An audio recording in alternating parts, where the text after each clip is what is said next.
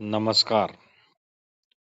श्री निसर्गदत्त महाराज दैनंदिन चिंतन भाग 241 आणि 242. श्री निसर्गदत्त महाराज विचारतात की कोणत्याही गोष्टीची आठवण ही आपोआप राहते की ती ठेवली जाते. ज्या गोष्टीचे कर्तेपण तुम्ही घेता तीच गोष्ट आठवण म्हणून स्मरणात राहते. शिंका किंवा जांभया आठवणीत राहत नाहीत. तेथे कर्तेपणा नसतो.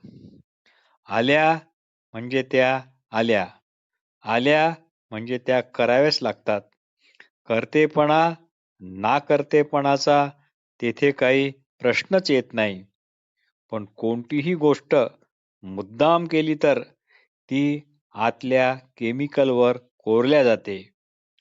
शरीर म्हणजे एक विशिष्ट ऑर्गॅनिझम आहे. त्यात केमिकलच काय करायचे, कसे करायचे ते ठरवतात. आपण उगीच म्हणतो मी यों करतो, मी त्यों करतो अशा प्रकारे. नुसत्या बाता. 3 गुणांचा ताप आपल्याला होत नाही, तो केमिकलला होतो. आपण म्हणतो मला होत आहे. केमिकलच सर्व होते, करते आणि करणार. आरशात पाहण्यापूर्वी आपण एकच असतो. प्रतिबिंब पाहण्याचे कर्तेपण आपण उगीच घेतो. ज्या गोष्टीचे आपण कर्तेपण घेतो किंवा घेत नाही त्याच गोष्टी जास्त लक्षात राहतात. तुम्हाला तुमचे म्हणून काय ज्ञान आहे? काहीच नाही. जे काही ज्ञान आहे ते तुम्हाला नाही, तुमच्यावर जे बरे वाईट संस्कार झाले, जी तुमची आवड निवड याची जी निवड आहे, जे संस्कार म्हणजेच तुम्ही, त्याच संस्कारांना ते ज्ञान होते, असे श्री निसर्गदत्त महाराज म्हणतात. देह मनाचा ठाव ठिकाणा नव्हता तेव्हा तुम्ही कसे व कुठे होता? देह मन नसताना आपण असल्याचे वृत्त नाही. या वृत्तालाच मन, बुद्धी, चित्त, अंतःकरण, अहंकार इत्यादी म्हटले जाते. या वृत्तात काहीच तथ्य नाही. हे कळले की वृत्ती लाजून निवृत्त होते. आधी मन की आधी आपण? आपण सर्व अक्षरे काढून टाकली, शब्द काढून टाकले, तर तिथे काय उरते? या अवस्थेला काय म्हणाल? व्यवहारातले शब्द खरे वाटतात म्हणूनच देहबुद्धी जात नाही. स्वस्वरूपाचे निश्चित ज्ञान झाले की आपण आपणच असण्याची जाणीव पण जाणपणे जाणवणार नाही. तिकडे फक्त लक्षच द्यावे लागेल. तिथे फक्त लक्षच लागलेले असेल. लक्ष या शब्दात जाणणेपणा नाही किंवा न जाणणेपणाही नाही. केवळ लक्ष. लक्ष म्हणजे लक्ष. कुणाचे, कुणाकरता, कशा तरी साठी केलेले लक्ष असे नाही, तर फक्त लक्ष लक्ष लक्ष. समजा एखाद्या बंद खोलीत बिळात एक भयंकर विषारी साप आहे आणि तुम्हाला सापासह त्या अंधाऱ्या खोलीत कोंडले आहे, तेव्हा तुमचे सर्व लक्ष बिळाकडे किंवा खोलीमध्ये अंधारात काय हालचाल झाली याकडेच राहील. फक्त लक्ष म्हणतात ते हेच, यालाच लक्ष म्हणायचे. अगोदरपणावर लक्ष, न असणेपणावर लक्ष, तर कशावरच नसलेले फक्त लक्ष, या अशा लक्षाचे रूपांतर मग अलक्ष म्हणून राहते.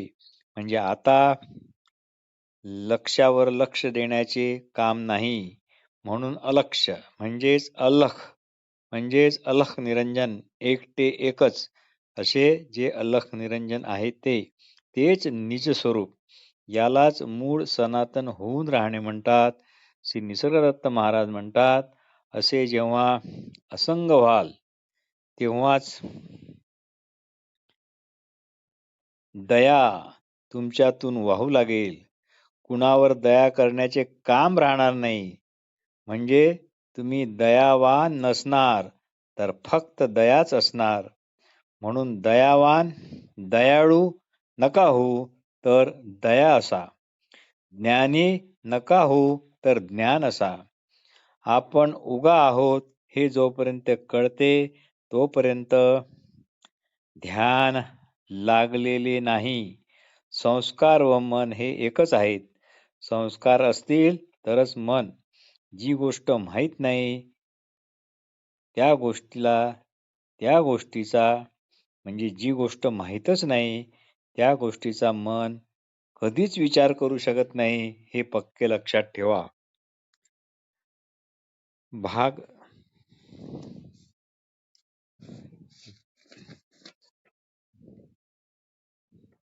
242. कोणत्याही विचाराशी सहमत किंवा असहमत होऊच नका.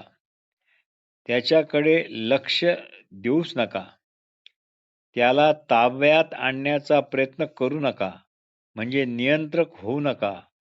भांडण्याचा प्रयत्न करू नका, म्हणजे भांडखोर होऊ नका. तुमच्या अशा वागण्यानेच ते भांडण टिकून राहते. तुम्हाला वाटते तुम्ही नियंत्रक आहात, पण हा पण एक विचाराचाच भाग आहे. जो स्वतःला श्रेष्ठ आणि सातत्यपूर्ण समजतो तो भ्रामक आहे. म्हणूनच त्याच्यासह इतर विचार येतात आणि वाटेल तसा धुमाकूळ घालतात. नियंत्रक आणि नियंत्रक होऊ न देणारे, स्वतःला नियंत्रक होऊ न देणारे असे विचाराचे दोन भाग पडून ते सतत आपसात संघर्ष करीत राहतात आणि त्याचा परिणाम हा विचार टिकून राहण्यातच होतो. ते नियंत्रकाच्या रूपाने असोत की नियंत्रित केलेले जाणारे असो किंवा अनियंत्रित असो, कोणत्याही रूपात असो. श्री निसर्गदत्त महाराज म्हणतात, कोणत्याच पातळीवरील विभाजनाला मुळीच थारा देऊ नका, नाहीतर पूर्णता काय असते हे तुम्हाला कधीच कळणार नाही. तुकड्या तुकड्यात पूर्णता, जीवनाची समग्रता कधीच नसते. फक्त हा विचाराचा असा खेळ ज्यामुळे समजला जातो, त्या अगोदरच्या असणाऱ्या असणेपणाला चिटकून राहा. हा सर्व खेळ कळल्या जाणारा म्हणून प्रकाशित झालेला असा परप्रकाशित आहे व सर्व खेळ ज्यामुळे कळले ते प्रकाशत्व, तो प्रकाश आपलाच आहेपणाच्या रूपात आहे, अगोदरपणाच्या रूपात आहे. म्हणून तुम्ही आरपार पहा, तुकड्या तुकड्यात पाहू नका. जे काही घडते ते केवळ माझ्याच अगोदरपणाने असणाऱ्या असणेपणामुळेच घडत आहे. अशा स्मरणाचे स्मरण ठेवा. म्हणजेच काय, याला चिटकून राहा.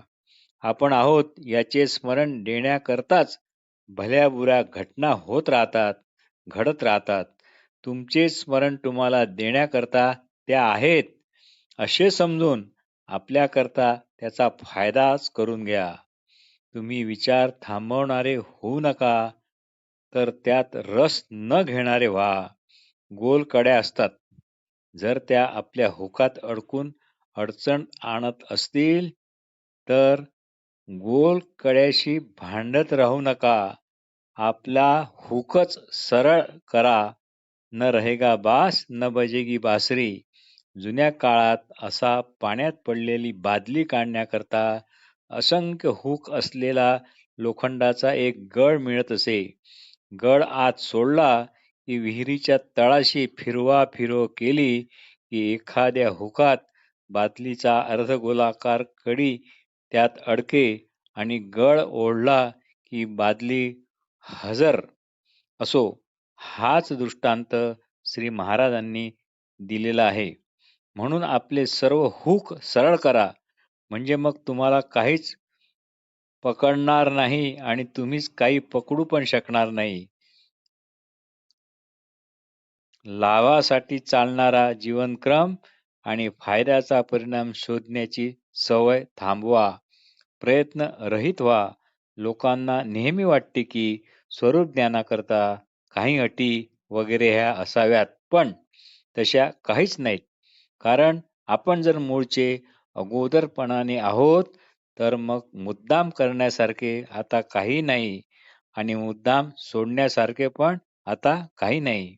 फक्त पहा आणि लक्षात ठेवा, की तुम्ही जे स्वतःला समजता ते तुम्ही नाही. जे तुम्ही तुमचे समजता ते तुमचे काय कुणाचेच नाही.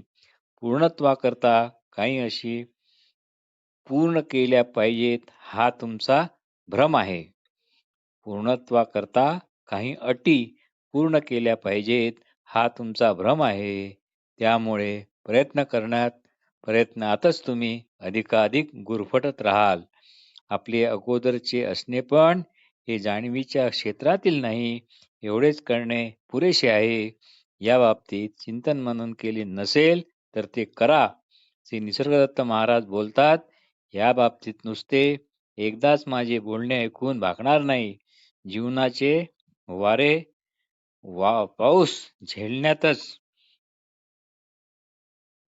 तुम्ही तयार राहा आणि एका अर्थाने दिगंबर व्हा.